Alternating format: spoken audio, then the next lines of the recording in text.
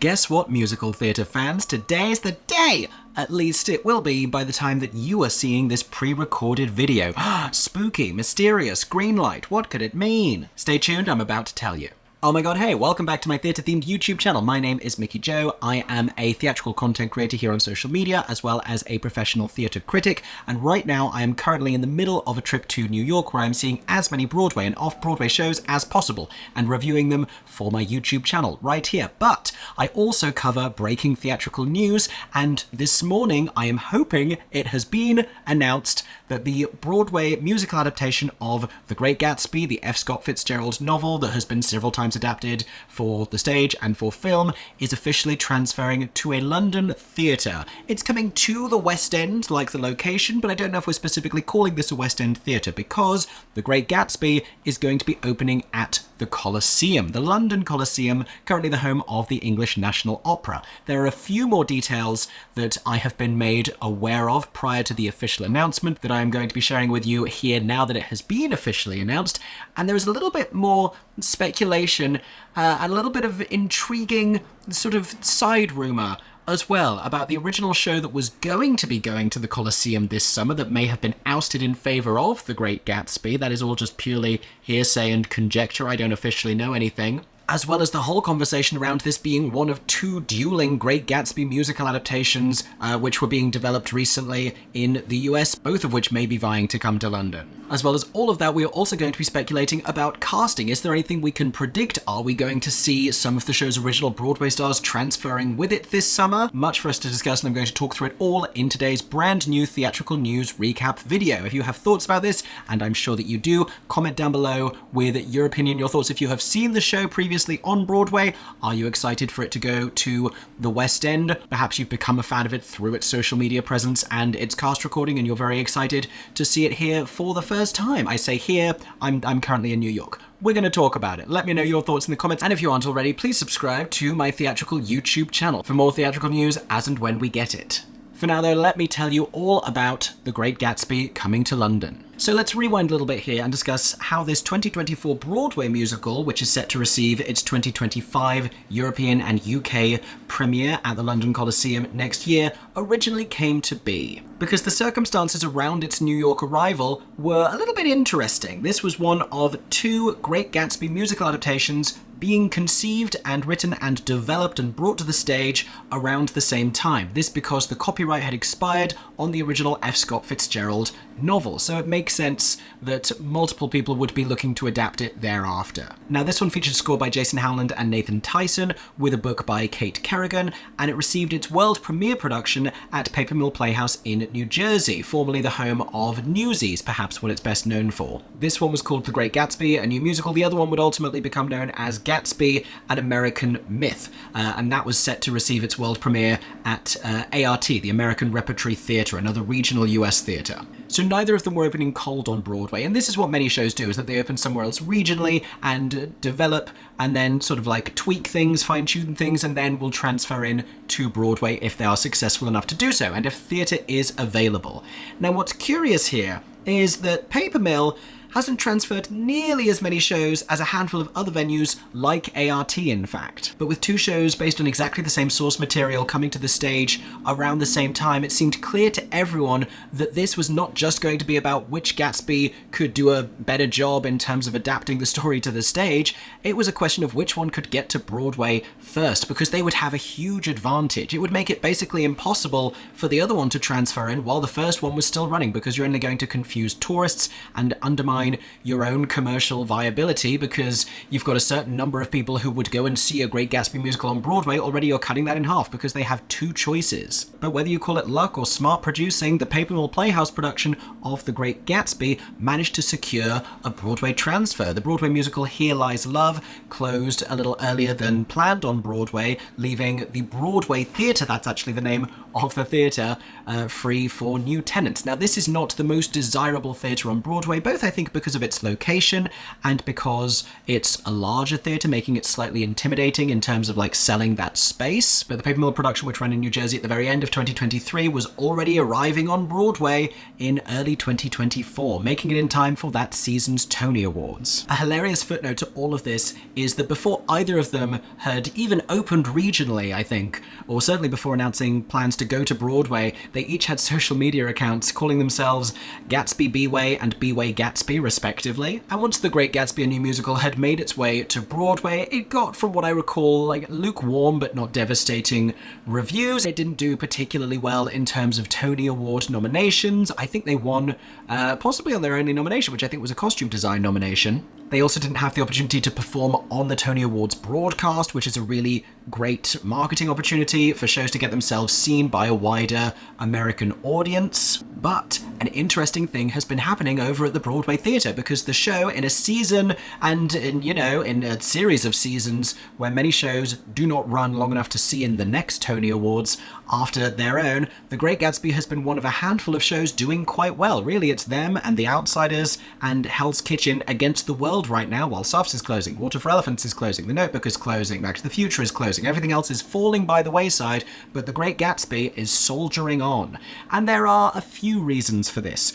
One of them is it's a strong commercial title, and they're able to market it in a way that celebrates the sparkle and the decadence and the party of it all. So people coming to New York for a good glitzy Broadway show will have a lot to enjoy about The Great Gatsby. It's also just something they've heard of in the first place, whether they've read the book, whether they've seen one of the film adaptations. People will know what that is, and that is not to be underestimated when it comes to trying to entice tourists and potential new ticket buyers to see your show. It also makes it attractive to school groups. It's not The Outsiders, but again, it's based on a classic American novel, all of which does a great job in bringing the non-traditional theatre people into the theatre, and the theatre people and the theatre kids have been brought in by the compelling casting of the fantastic Jeremy Jordan and Eva Noblezada, as well as the brilliant supporting cast around them, but certainly they are very popular among the theatre children.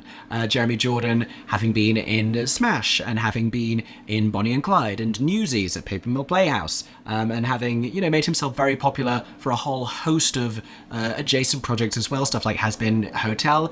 He's gained himself a huge number of fans who will be going to see this show just to see him perform and hear him sing with that incredible voice of his.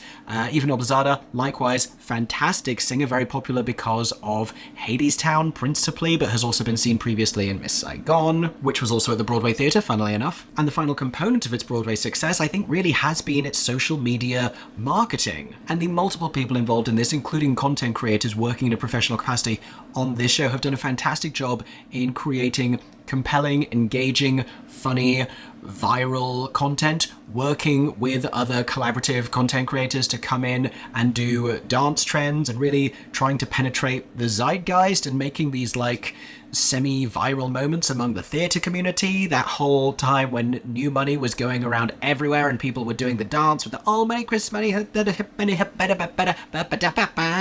that's not even the only Great Gatsby clip that got popular. But truly, they have done a fantastic job, and they have made sure that people beyond Broadway are aware of this show, which really is half the battle. And it means that, this run is going to be more successful for that, but also the show is going to have a legacy that survives and endures beyond this first Broadway run, including subsequent productions, which brings us to the West End transfer. Now, while all of this was happening, the other Gatsby opened a little later at ART. By the time it was premiering, The Great Gatsby was already open on Broadway, which had made it basically impossible for Gatsby, an American myth, to be able to transfer while The Great Gatsby was still there. They could hope at best that it might close early, but at this point it seems like it's doing unexpectedly well, so they're having to rethink. And this may have no basis in fact, but the rumour that has been circulating is that the show was making plans to go to London. Now, while the Broadway version of The Great Gatsby is quite traditional in its storytelling and in its approach, and quite glitzy and effervescent, this other one is considerably darker from what I've heard. I haven't had the opportunity to see it yet, but it is scored by Florence Welch of Florence and the Machine, and it was directed at ART by Rachel Chavkin. The rumour is that if it plans to transfer to London, this may be in a new production with a completely different creative team, spearheaded by director Rebecca Frecknell, who was actually developing the project beforehand. Ms. Frecknell is perhaps best known as the director of the ongoing West End and Broadway revivals of Cabaret at the Kit Kat Club, which certainly qualifies her, I think, for a take on The Great Gatsby. Certainly one that retains this party atmosphere, but in a way that is a little darker and more brooding, which is something I would like to see. And for any naysayers about the concept of a British director taking on this inherently American story, Frecknell's best and most celebrated work has always been the work of Tennessee Williams. She does a fantastic job with Tennessee Williams plays. I loved her productions of Summer and Smoke, and also A Streetcar Named Desire. So yeah, I'd be really excited to see her version of The Great Gatsby. Now, she has worked a lot at the Almeida Theatre, and it wouldn't surprise me if this is exactly the kind of a venue where Gatsby and American Myth was trying to go in London. But having been beaten to Broadway by The Other Gatsby, with them turning their attention across the Atlantic, what should happen but The Other Gatsby, the Broadway Gatsby, realizes that they now have the opportunity to do the funniest thing and also beat them to London. And short of Gatsby and American Myth popping up very quickly between now and March of next year, that is exactly what is going to happen. So here is the news that we know. The Great Gatsby, a new musical, will play at the London Coliseum in the West End between March 17th and September 10th. Those are the days I've been told. They may be incorrect by the time this news is broken. I have not seen an official press release. So I'm also gathering that there is not more information that has come out with that. I don't believe the casting has been divulged at this time. We are going to speculate, don't worry. But this is already very interesting for two reasons. One of these reasons is that this is a very long run. This is 6 months at a very large theatre. This is a really considerable West End arrival, and they have an enormous number of tickets to shift for this show. The other interesting thing here is this is not the original musical I had heard rumoured for this summer run at the Coliseum. In fact, the rumours I had been hearing quite heavily was that the musical adaptation of the film Burlesque was headed to the Coliseum, which I also thought was a slightly bold move, not just because it's such a big venue, but also because I don't know if the audience for Burlesque and the usual audience at the Coliseum are necessarily, I don't think they live in the same Venn diagram. It seemed like an odd choice of venue for that particular show tonally. But then who knows, the most successful thing recently seen at the London Coliseum was Spirited Away, that possibly brought in many new audience members who hadn't previously been to that venue before, or maybe they had. But The Great Gatsby, you can see there, and it's this stunning venue, it's this really classy, enormous auditorium. It is traditionally used for ballet and for opera, and because of that the sound balance can be a little bit challenging, especially for an amplified musical. Here's to hoping that that is something they are able to navigate. But it being the size stage that it is, with any luck, this means that we will be getting the full Broadway production, which if you haven't seen it, I don't plan to spoil it for you here, but there are exciting things that happen. There are pyrotechnics, there are big, lush sets, there are automobiles, and that's really all I'm going to say. It's a show that looks stunning. And I have seen it twice. I saw it at Paper Mill and I saw it on Broadway. They didn't make massive changes, but they improved the show in small ways. At this time, I haven't yet reviewed it here on my channel, and I think now that it's been announced that it's coming to the West End, this is a perfect time. So I will be very shortly sharing my full thoughts on the Broadway musical version of The Great Gatsby, and they might surprise you. Listen, I think it's the perfect show for non-theatre people to go and see a Broadway musical. Even if you are a theatre person, if you're looking for a Broadway musical with a capital B, this delivers on all of those fronts. There are big dance numbers, there are stylish, glitzy costumes, there are gorgeous sets, they do cool things on stage, there are huge ballads with first-rate, world-class vocalists, and there is a love story, and there are big emotions, and were it not for the fact that it was based on an incredibly rich novel with a lot of complex themes, then it might be really great. But does it do the best job in adapting that novel? That is a question that I will answer in my full review video. There are many things that we can talk about. Of course, the other consideration is that it might change further in transferring from Broadway to the West End. I'm not really expecting it to, but they implemented changes between New Jersey and New York, so anything is possible. And I am pleased about this transferring. I'm certainly pleased for the UK musical theatre fans. I know there are many people I have spoken to who have been really wanting The Great Gatsby to come over. This, I think, is, it's the influence of Eva and Jeremy. It's also the work of the social media team that has made this one of the shows from this season that is the most intriguing to UK musical theatre fans. I also, and I don't know what the story is here, and then they have had every right to come to the UK. I do have mixed feelings about them getting to Broadway first and also getting to London first. A part of it does feel like they're playing whack-a-mole with Florence Welch and Gatsby and American Myth, and every time they try and pop up in a different country, they're just hitting them with this hammer and making sure they get there first. But maybe that's just show business and I'm being a little precious about it. I would love to hear your perspective on this in the comments section. Finally then, let's talk about the casting and what we can anticipate here, because this is a Broadway transfer, and the next question I know from West End musical theatre fans is always going to be, is the Broadway cast coming over with it? Are we going to see Eva and Jeremy? Are we going to see Samantha Pauly and the other fan favourite cast members from that Broadway production? And it's a possibility, it's something that could happen. Many of those stars have performed in the UK before. Jeremy has been doing concerts in the UK recently, but has never done a full extended musical run. Eva, of course, really started her career in the UK with Miss Saigon, with playing Kim in The Revival, opening that production, doing Les Mis, also Hadestown when it did its pre-Broadway run at the National Theatre, so she is no stranger to London audiences. Hell, even Samantha Pauly played Eva Peron in the Jamie Lloyd-directed production of Evita at Regent's Park Open Air Theatre, which is rumoured to be making a return next summer, although possibly in a slightly different version, and certainly with different central casting. And also sort of auspiciously, Jeremy Jordan has recently announced that he will conclude his run in The Great Gatsby early in 2025, which would give him time to transfer with the show to the West End. And certainly I think among the cast, he would be the biggest draw. And they need a big draw. They have a lot of seats to sell at the Coliseum. However,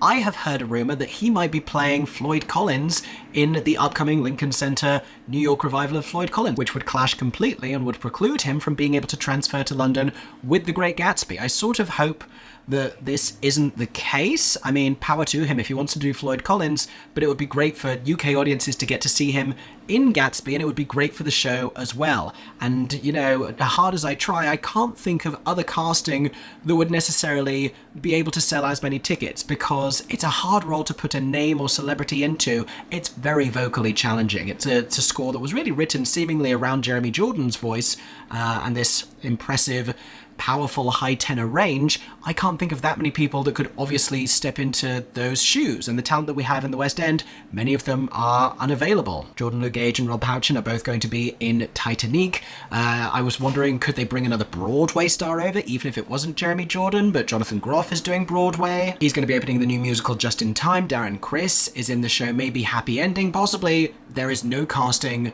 preordained at this time, but I'd be very intrigued to find out whether this is going to be a Broadway musical theatre star or a West End performer. For Daisy, my expectation is sort of that it will be a UK-based performer, and there's any number of former Six Queens and Kims and Eponines and Eurydices that we could see playing this role. There are so many people who could do this, just like Desmond Cathabel off the top of my head, or Grace Moat, or Mayo Quantabreed. There's so many people that could play Daisy in The Great Gatsby, and the same for the rest of the cast as well. I don't think that this is a hard show to cast in the UK. Maybe we'll see someone with a little bit more household name recognition playing Myrtle. Maybe we'll see someone similarly playing Tom. Maybe in those supporting roles, that's where they'll try and put in some sort of celebrity names. Heck, maybe we'll see Frances Mailey McCann, who has already appeared once alongside Jeremy Jordan in the concert version of Bonnie and Clyde at Theatre Royal Drury Lane, playing Daisy. That's casting that wouldn't surprise me. And you know what? The team at The Great Gatsby will have been thinking about this as well, because whatever's happening,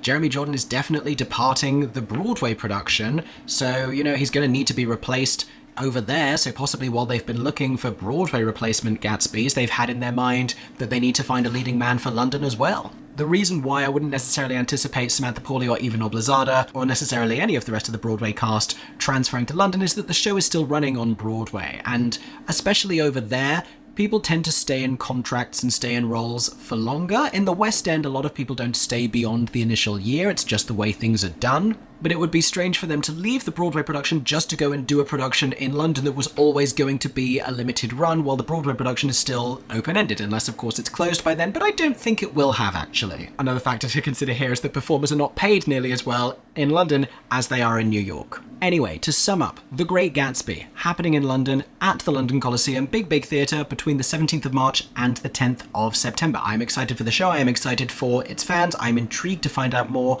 about casting for both productions on either side of the Atlantic, and if you want to know all of my thoughts about this show artistically, then stay tuned for a full video review of the Broadway production coming very soon to my channel. Make sure you're subscribed with the notifications on so you don't miss it. In the meantime, though, I would encourage people to get tickets to see this if you're a fan of the cast recording, which you can already go and listen to. If you're a fan of that kind of a big, splashy, glitzy musical, if that's the kind of a thing that you would love to take a group to, take your parents to, whatever. I think it's really a great and sort of traditionally entertaining musical, especially for people who go to the theatre to see something quite classic. Now that is everything I know about this news. As and when we find out more, or as and when we find out about more Broadway to West End transfers, or the other way around, I will be sure to be back here on YouTube giving you all the stagey updates. In the meantime, I hope you have enjoyed today's video, and I hope that everyone is staying safe and that you have a stagey day. For 10 more seconds, I'm MickeyJoTheatre. Oh my god, hey. Thanks for watching, have a stagey day. Subscribe!